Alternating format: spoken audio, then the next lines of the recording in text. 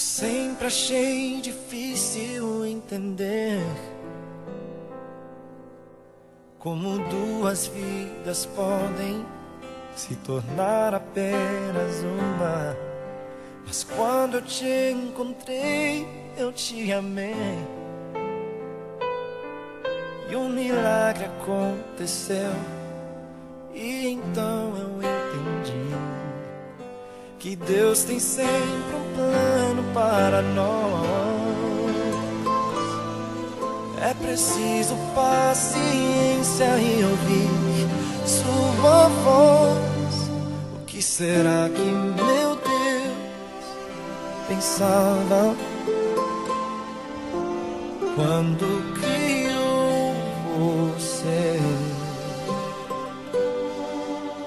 Acho que ele estava pensando em mim, porque me deu mais do que sonhei. Deu muito mais do que eu podia imaginar.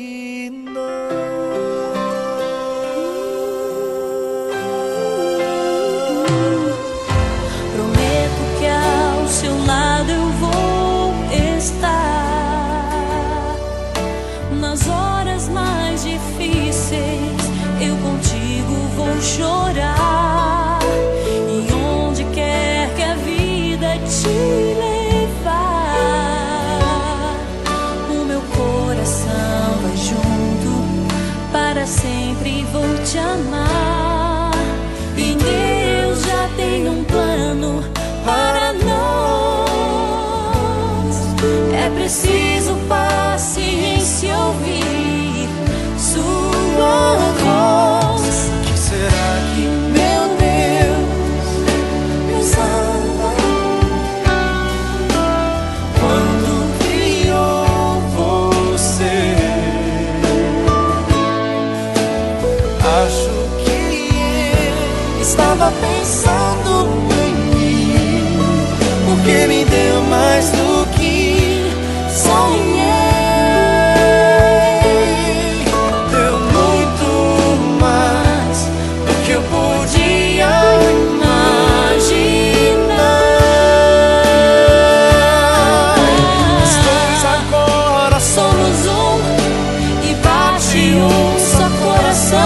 Juntos sempre viveremos, para sempre amaremos.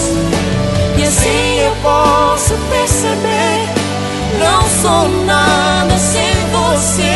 Você é inspiração, move o meu coração. O que será que meu Deus pensava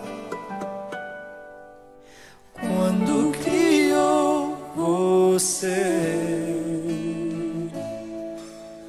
Acho que ele estava pensando em mim, porque me deu mais do que sonhei.